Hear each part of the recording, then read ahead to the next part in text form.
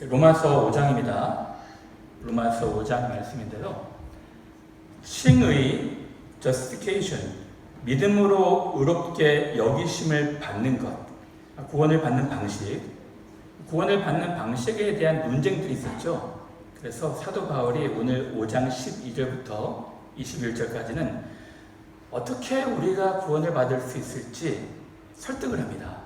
설득하기 위한 세 가지 논점을 가지고 이야기를 하는 거예요. 여러분, 저는 설교 준비를 이렇게 합니다. 설교 준비를 다른 거 참조 안 하고 본문 묵상을 많이 해요. 본문을 또 읽고 또 읽고 또 읽고 해서 스트럭처를 만듭니다.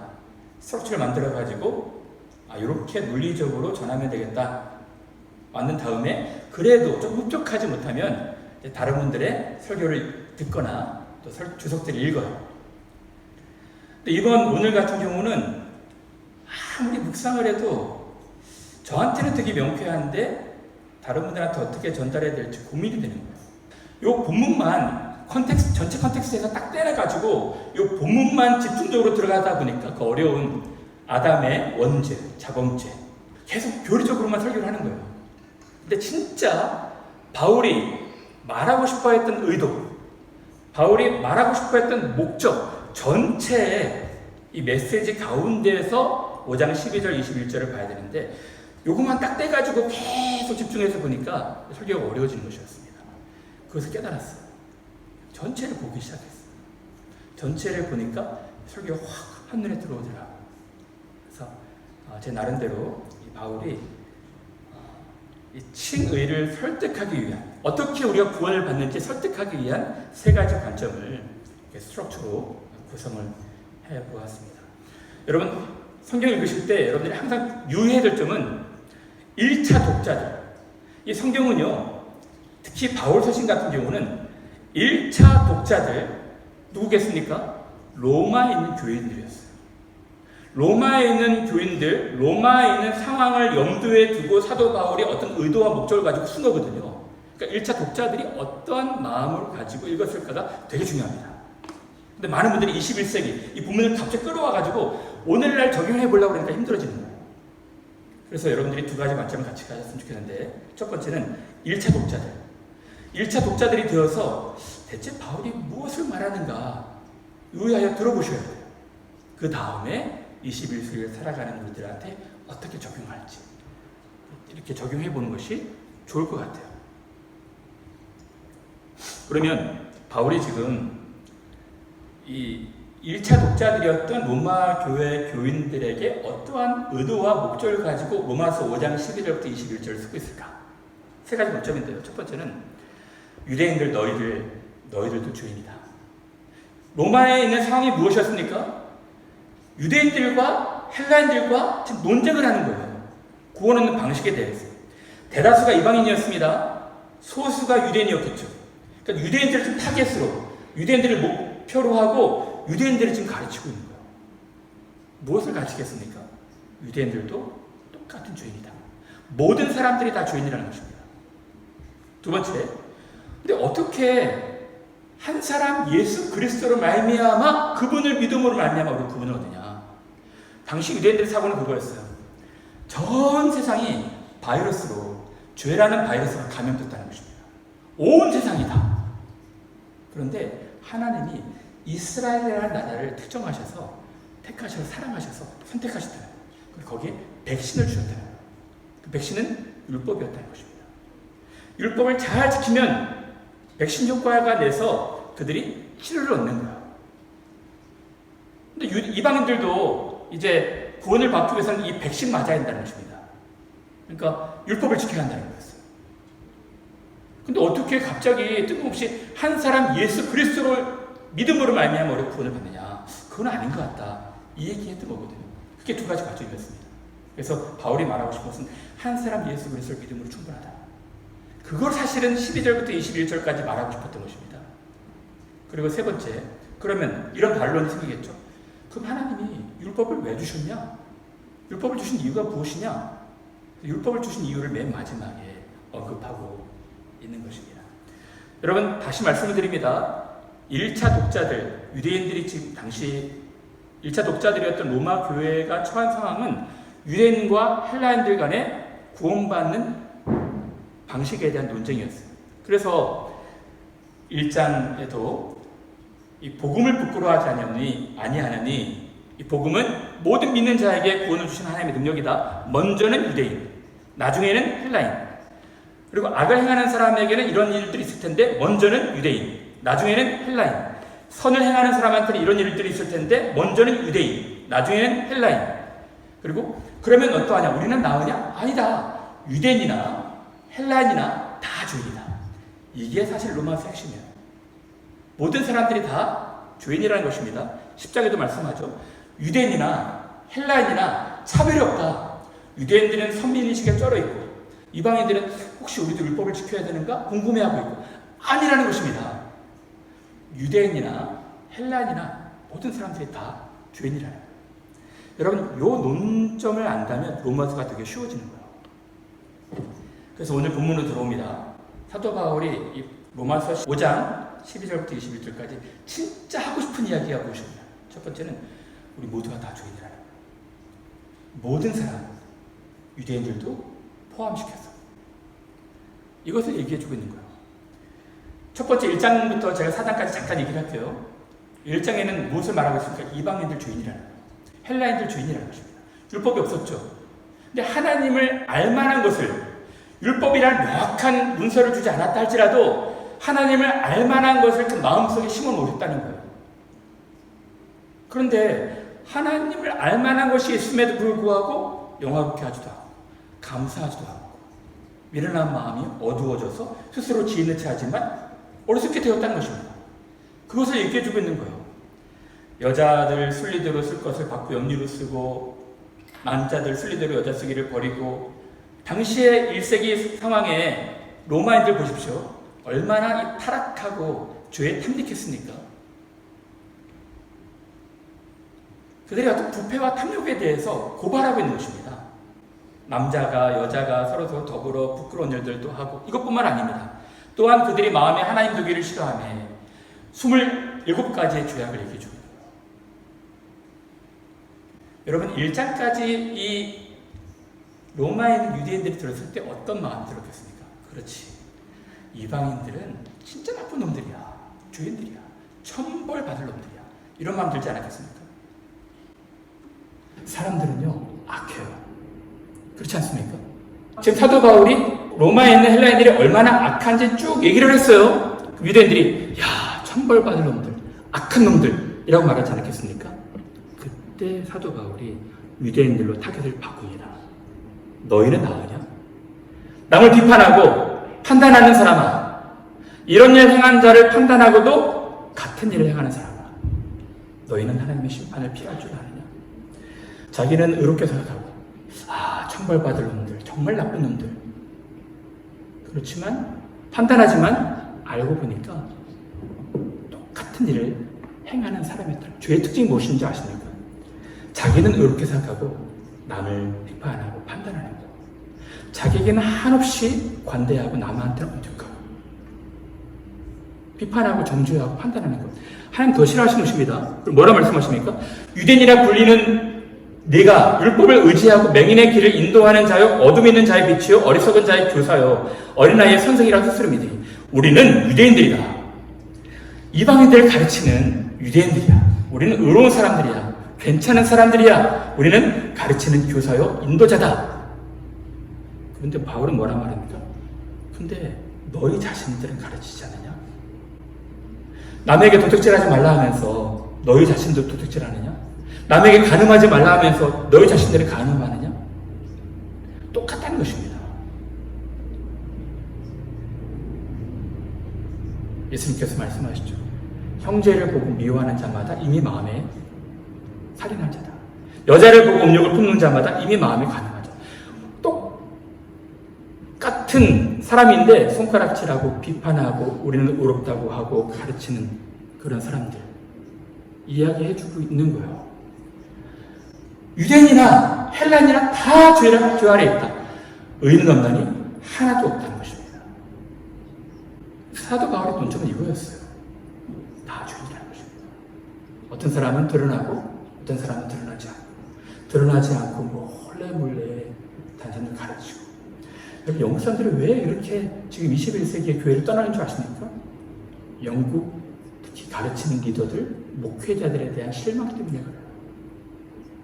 로마 카톨릭 추기경들이나 또 이 하이라키에 있는 분들 옳지 못한 일들 많이 가르치지 않겠습니까? 남들한테 1000편의 설교를 하지만 자기한테는 한 편의 설교도 적용하지 못하는, 우리는 모두가 다 죄인이라는 것입니다. 사도 바울의 논점은 바로 그거였어요. 그러면 두 번째 논점은 이것입니다. 어떻게 죄인이 됐냐 이거예요. 어떻게? 사도 바울은 이걸 얘기해주고 싶었던 것입니다. 한 사람으로 말미암아 죄가 세상에 들어오고 죄로 말미암아 사망이 들어가나니, 우리 모두가 죄인이라는 것입니다. 그 증거가 무엇입니까? 죽음이 온다는 거죠. 나는 죄인이 아닌데요? 모두가 다 죽는다는 것입니다. 죄의 삭은 사망이라는 것입니다. 죄의 결과는 죽음이라는 거예요. 우리 인류뿐만 아니라 모든 피조물들, 죄가 들어오면서 부패의 원리가 들어왔기 때문에, 죽음의 원리가 들어왔기 때문에 식물도 동물도 다 죽는다는 것입니다. 우리가 죄인이라는 증거는, 명확한 증거는 죽음이에요. 죽지 않는 인생이 있겠습니까? 이거 되게 중요한 논리입니다. 나중에 이 죽음이 생명으로 발전됐기 때문에 그래요. 그럼 어떻게 우리가 이 죄인이 되었을까? 한 사람으로 말미암아 죄가 세상에 들어왔다는 것입니다. 사실은 제가 설교 준비할 때 이 한 사람으로 말미암아 죄가 세상에 들어온 것에 포커스를 맞췄어요. 그래서 원죄와 자범죄 이 부분을 많이 준비하고 설명하려고 했거든요. 근데 사도 바울 논점은 그것이 아니었어요. 이미 이 편지를 수신하고 설교를 듣는 유대인들은 한 사람 아담으로 말미암아 세상에 죄가 들어온 것을 이미 알고 있었어요. 더 이상 설명할 필요가 없었습니다. 그러지 않겠습니까? 한 사람 아담으로 말미암아 죄가 전 인류에 퍼진 그 사실은 이미 알고 있었기 때문에 바울의 입장에서는 설명을 많이 할 필요가 없었습니다. 그렇죠? 그래서 저도 설명을 많이 안 하려고 해요. 혹시 여러분들 중에 우리가 아담과 똑같은 죄를 짓지 않았는데 왜 내가 아담의 죄를 연자제처럼 유전받는 것처럼 내가 왜 책임을 져야 되지? 이렇게 말씀하시는 분들이 혹시 있을지 몰라서 잠깐만 언급합니다. 여러분, 아담의 죄악이 무엇입니까? 선악과를 따먹은 거예요. 그죠? 근데 한 사람 아담이 선악과를 따먹은 것처럼 우리 모두가 다 선악과를 따먹었다는 거예요. 이게 무슨 말일까요? 선악과는 무엇입니까? 선과 악을 판별하는 기준이겠죠.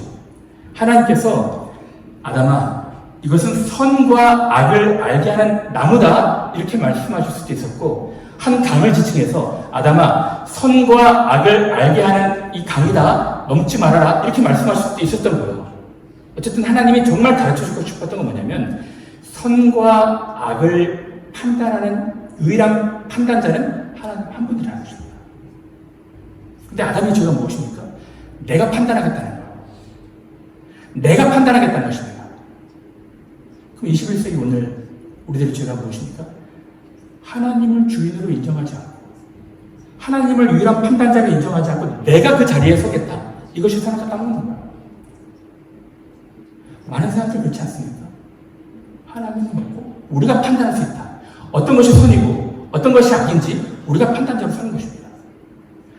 이것이 죄의 뿌리라는 거예요. 여러분, 하나님이 인류에게 자유의지를 주셨어요. 자유의지에 대한 많은 착각이, 오해가 좀 있거든요. 제한적 자유의지입니다. 이런 거예요. 하나님이 세상을 창조하셨어요. 피조물을 창조하셨습니다. 식물을 창조하셨어요. 식물의 모든 자유를 다 주셨어요. 포도나무 열매를 맺는 자유를 주셨습니다. 복숭아나무가 복숭아나무 열매를 맺는 자유를 주셨어요. 사과나무가 사과나무 열매를 맺는 자유를 주셨습니다. 단 한 가지는 해서는 안 돼요. 그것이 무엇입니까? 복숭아나무가 사과나무 열매를 맺어서는 안 돼요. 포도나무가 배 열매를 맺어서는 안 돼요. 본질은 바꿔서는 안 됩니다. 그죠? 제한적 자유죠. 다시 말하면 동물입니다. 동물은 비교적 식물보다 자유로워요. 이동할 수 있잖아요. 마음껏 돌아다닐 수 있어요. 근데요, 동물도 제한적 자유의지가 있습니다. 개가 고양이가 될 수 없어요. 고양이가 사자가 될 수 없습니다. 고양이는 고양이대로 살아야 돼요. 자유롭게 본질을 바꿀 수 없어요. 그거 외에는 다 자유하라는 것입니다. 똑같이 사람도 마찬가지입니다. 사람도요, 하나님이 우리가 원하는 건 다 하라는 거예요. 그러나 본질을 바꾸지 말라는 것입니다. 사람은 식물과 동물에 비교해서 자유한, 하나님 형상 닮은 자유한 인간입니다. 단 하나님을 믿습니다. 선과 악을 판단하는 분은 오직 유일한 하나님이신데, 아담의 죄악이 무엇입니까? 자기가 그 자리에 가겠다는 거예요. 자기가 그 자리에 가겠다는 것입니다. 인류가 하나님이 되겠다는 거예요. 여러분, 그래서 한 사람으로 말미암아 죄가 들어왔지만 모든 사람에게 이 죄의 뿌리가 있어서 모든 사람들이 다 자기가 하나님을 주인으로 인정하지 않고 자기가 하나님 되고 싶어하는 마음이 있는 것입니다. 두 번째 문점으로 더 강조해서 넘어갑니다. 사도 바울이 사실 한 사람 아담을 강조하고 싶었던 이유는 대칭해서, 대조해서 한 사람 예수 그리스도를 강조하고 싶어서 그래요. 그래서 인류에는 큰 양대 산맥처럼 두 아담이 있다는 거예요. 사도 바울의 진짜 강조점은 이것이었습니다. 거대한 두 흐름이 있는데, 하나는 첫째 아담, 두 번째는 둘째 아담이라는 것입니다. 고린도전서에서는 마지막 아담이라고 말하고 있죠. 하나님께서 아담을 주셨어요. 아담은 실패했습니다. 실패한 아담을 포기하지 않으시고 둘째 아담 예수 그리스도를 준비하셨다는 거예요. 이것이 복음의 핵심이었습니다. 그래서 마지막 아담은 살려주는 영이 되었고, 첫째 아담은 땅에서 났고, 둘째 아담은 하늘에서 나셨는데, 한 사람의 범죄를 인하여 많은 사람이 죽었던 것처럼 한 사람 예수 그리스도를 말미암아 우리가 다시 살게 되었다는 것입니다. 또 한 사람의 범죄를 말미암아 사망이 그 한 사람을 통하여 왕노릇하였지만, 한 분 예수 그리스도를 통하여 생명 안에서 왕노릇한다는 것입니다. 한 사람 아담으로 인해서 모든 인류가 죽게 되었죠. 한 분 예수 그리스도 강조하고 싶었던 거예요. 한 사람 아담으로 말미암아 사망이 온 것처럼 한 분 예수 그리스도를 말미암아 생명이 오게 되었다는 것입니다. 그걸 강조하고 싶었던 거예요. 한 사람이 순종하지 아니함으로 많은 사람이 죄인된 것처럼 한 사람의 순종하심으로 많은 사람이 의인이 될 것이다. 이것이 사도 바울이 로마서 5장 12절에서 21절까지 강조하고 싶었던 것입니다. 이거였어요. 유대인의 질문이 무엇입니까? 바울아, 이상한데 왜 하나님이 보내신 예수 그리스도를 믿어야지만 구원받을 수 있느냐? 예수 그리스도만 믿어야지 구원받을 수 있는 이유가 명확하다는 거예요. 한 사람 아담으로 인해서 우리가 모두 실패한 인생이 되었지만, 한 사람 예수 그리스도 그로 말미암아 우리가 다시 생명을 얻는 은혜를 누리게 되었다는 것입니다. 되게 주목할 구절인데요. 한 범죄로 많은 사람이 정죄에 이른 것처럼 한 의로운 행위로 말미암아 많은 사람이 의롭다 하심을 받아 생명에 이르느니라. 이것이 복음입니다. 여러분, 제가 복음을 조금 더 자세히 설명을 드릴게요. 많은 분들이 복음을 이해할 때 예수께서 십자가에 달려 돌아가셔서 나의 죄를 짊어지시고 나를 용서하셨구나 라고 이해를 합니다. 여러분, 분명하게 예수께서 십자가에 달리셔서 그 의로운 분이 우리의 죄를 다 짊어지시고 십자가에 달리셔서 우리를 대신해서 죄의 샷은 사망인데 사망하셨어요. 그렇죠? 그것을 믿음으로 말미암아 우리가 무죄가 되었습니다. 용서가 된 거예요. 우리의 죄가 용서가 된 것입니다. 무죄 선언 받은 거예요. 그러면 우리가 무죄가 되었다고 해서 의인이 될 수 있습니까? 용서받았다고 해서 우리는 의인이 아니에요. 죄인이 아니지만 따라서 의인은 아닌 것이죠. 어떤 사람이 나쁜 사람이 아니라고 해서 착한 사람은 아니잖아요. 그러니까 우리가 무죄 선언 받았지만 의로워져야 돼요. 의로운 행위는 남아있는 것입니다. 그렇죠? 예수께서 하신 것이 무엇입니까? 우리의 죄도 용서하셨지만 우리를 대신해서 완벽한 의를 이루셨다는 거예요. 죄가 없이 태어나셔서 돌아가실 때까지 예수께서 의를 이루신 거예요. 그래서 이뤄놓으신 의를 믿는 자들에게 주신 것입니다. 그러므로 우리는 죄를 용서받았을 뿐만 아니라 갑자기 의롭게 여김을 받는 거예요. 우리가 의로워진 사람이 아닙니다. 예수 그리스도를 믿는 그 믿음으로 말미암아 의롭게 여기심을 받는 거예요. 그래서 우리를 의롭게 하시기 위해서 예수께서 의로운 한 행위를 하신 것입니다. 죄가 없이 사신 거예요. 완벽한 순종을 하신 것입니다. 그래서 로마서 1장 17절에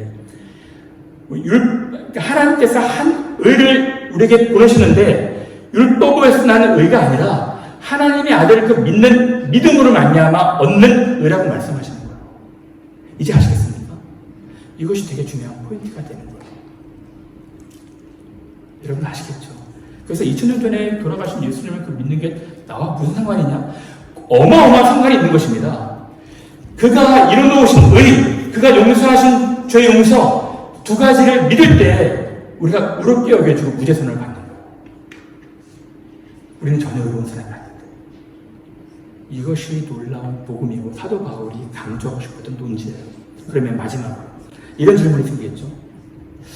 그러면 이상한데 하나님이 우리에게 율법을 주셨는데 율법을 지킴으로 말미암아 우리가 의로워질 수 있는데 이런 질문이 생기지 않겠습니까? 그래서 사도 바울이 세 번째 얘기를 하는 거예요. 왜 율법을 주셨을까?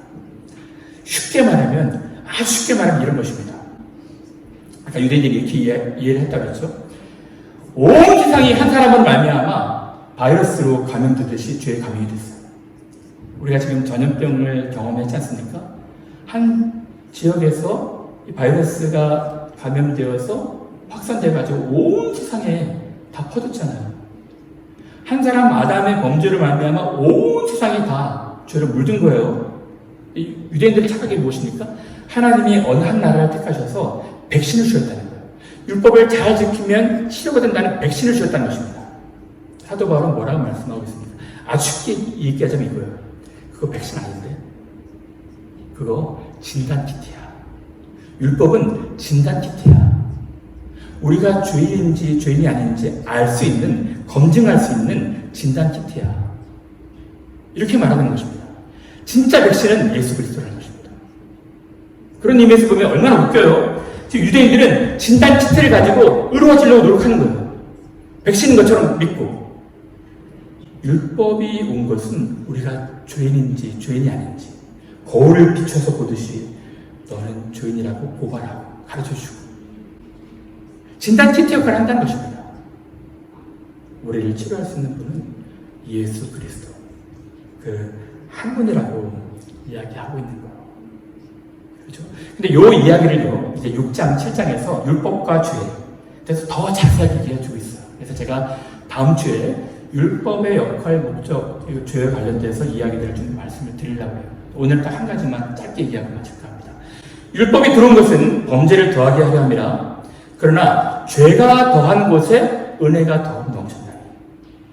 이거를 오해하시는 분들이 계셔요. 목사님, 죄가 더한 곳에 은혜가 더 넘쳤다고요? 그러면 우리가 은혜가 더 넘치기 위해서 죄를 더 많이 지면 되겠네요? 이렇게 생각하시는 분들 있죠. 그런 분들이 있을 것 같아서 6장 1절에 말하고 있는 거예요. 그런 즉 우리가 무슨 말을 하래요? 은혜를 더하게 하려고 죄를 더하겠느냐? 그럴 수 없다. 그러면 대체 죄가 더한 곳에 은혜가 더욱 넘쳤다. 이 뜻이 무엇일까요? 어떤 의도로 이렇게 말씀하신 걸까요? 이 뜻의 의미는 이것입니다. 죄에 대한 깨달음이 깊고 깊을수록 크고 클수록 은혜의 감격이 더 커진다는 거예요. 다시 말하면 자기가 죄인임을 알지 못하고 다른 사람 이야기처럼 듣는 사람들은 은혜도 없고 감격도 없다는 것입니다. 여러분들이 오랫동안 예배하는데 다른 사람들은 펑펑 울고 애통하고 자기 죄를 부여잡고 기도하고 위로를 받는데 왜 나는 딱딱하고 맹하고 건조할까? 나는 예배를 들어도 왜 감흥이 없을까? 감격이 없을까? 왜 그럴까요? 오늘 본문의 기초에서 얘기하자면 죄에 대한 깨달음이 없어요. 죄에 대한 자각, 죄에 대한 뉘우침, 죄의 깊이에 대한 성찰이 없었습니다. 이 설교는 다른 사람을 향해서 하는 것이구만. 나는 의롭게 생각하고 나는 괜찮게 생각하면 거기는 은혜도 없고 감격도 없어요. 예수님 말씀하시죠. 어느 향유를 부인에게 저 여자가 죄사함이 많음으로 사랑함이 더 많다. 그러니까 자기의 죄를 용서해 받았다는 그 깨달음이 더 깊으면 깊을수록 하나님의 용서의 은혜가 더 깊이 다가가는 것입니다. 그러므로 우리가 해야 될 것이 무엇일까? 은혜가 더 넘치기 위해서 죄에 가야겠구나? 아닙니다. 여러분, 죄가 더한 곳에 심판이 있는 거예요. 소돔과 고모라 보십시오. 죄가 더하면 더할수록 하나님 심판하시잖아요. 여기서 말하고 싶어하는 것은 죄에 대한 깨달음. 내가 정말 다른 사람한테 가르치려고만 했고 비판하고 판단만 했고 스스로 지는 것처럼 생각해서 다른 사람 정죄하기만 했지 내 자신은 바라보지 못했구나. 정말 나는 나쁜 사람이었구나. 다른 사람이 희생을 바라고 나는 희생하지 않고 다른 사람이 나를 배려해주길 바랐지만 나는 배려하지 않는 진짜 남을 비판하고 정죄하기만 했던 나쁜 사람이었구나. 이것을 깨달으면 깨달을수록 하나님의 은혜가 더 크다는 것입니다. 사랑하는 여러분, 이제 말씀을 마칠까요? 오늘 좀 교리적 설교라 여러분 좀 어려울 수도 있었겠지만 오늘 바울이 말하고 싶었던 건 딱 세 가지였습니다. 첫 번째는 우리가 다 똑같은 사람이라는 거예요. 옛날 우리 교회에 정치학을 하는 친구가 있었어요. 그래서 그 친구 찾아가서 정치에 대한 관점들, 그 견해를 물어보면 목사님 저는 정치 뉴스 절대 안 봅니다. 정치학 공부하는 친구도 안 본대요. 왜 안 보냐? 스트레스만 받는데 스트레스만. 아니 그래서 괜히 자기가 스트레스 받고 싶지 않아가지고 정치 뉴스 절대 안 본다는 거예요. 여러분 가끔 저한테 정치적 성향을 묻는 분들이 있어요. 목사님은 좌쪽입니까? 우쪽입니까? 절대 얘기 안 합니다. 어떻게 보면 좌쪽인 것 같기도 하고 어떻게 보면 우쪽인 것 같기도 해요. 절대 얘기를 안 해요. 저도 정치 뉴스를 볼 때마다 너무 스트레스를 받는데 안 보고 싶어요. 또 보게 되더라고요. 정치인들 보십시오. 다 의로운 사람들이에요. 자기보다 의로운 사람이 어렵겠어요. 자기는 항상 의롭고 고매하고 괜찮고 남들이 문제라는 것입니다. 서로 비판하고 하나님 보실 때요.